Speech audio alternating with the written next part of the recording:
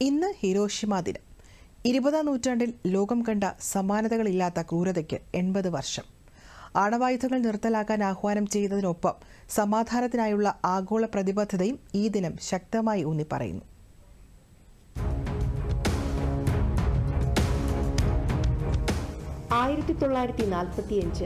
ലോകമെങ്ങും രണ്ടാം ലോകമഹായുദ്ധത്തിന്റെ തീവ്രതയിലായിരുന്നു. അഡോൾഫ് ഹിറ്റ്ലറിന്റെ മരണത്തോടെ ജർമ്മനിയും നിരുപാധികം കീഴടങ്ങി യൂറോപ്പിലെ യുദ്ധം അവസാനിച്ചു. എന്നാൽ തങ്ങൾക്ക് മുന്നിൽ കീഴടങ്ങണമെന്ന അമേരിക്കയുടെ അന്ത്യശാസനം ജപ്പാൻ എന്ന സൈനിക ശക്തിക്ക് ഒരിക്കലും അംഗീകരിക്കാൻ കഴിയില്ലായിരുന്നു. അതിന്റെ ഫലമായി ജപ്പാൻ സാക്ഷിയാകേണ്ടി വന്നത് കൊടും ഭീകരതയ്ക്കായിരുന്നു.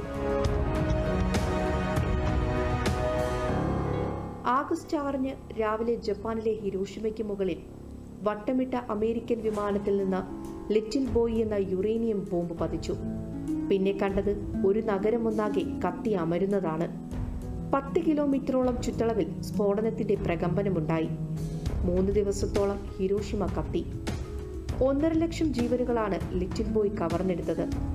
ലിറ്റിൽ ബോയ് ഉണ്ടാക്കിയ അണുവികിരണം തലമുറകളോളം ജപ്പാനെ പിന്തുടർന്നു. ജനിച്ചു വീഴുന്ന കുഞ്ഞുങ്ങൾ അംഗവൈകല്യം ബാധിച്ചവരും രോഗികളുമായി തീർന്നു. കാലങ്ങൾ കടന്നുപോകുന്തോറും അതിജീവനം സാധ്യമാണെന്ന് ജപ്പാൻ തെളിയിച്ചു. എന്നാൽ 80 വർഷത്തിനിപ്പുറവും യുദ്ധഭീതി തുടരുകയാണ്. വീണ്ടും ഒരു ഹിരോഷിമ ദിനം കൂടി കടന്നുപോകുമ്പോൾ സംഘർഷങ്ങളും ആണവായുധങ്ങളും നിർത്തലാക്കി ലോകത്ത് സമാധാനം പുലരട്ടെയെന്ന് പ്രത്യാശിക്കാം. News desk, Doordarshan news.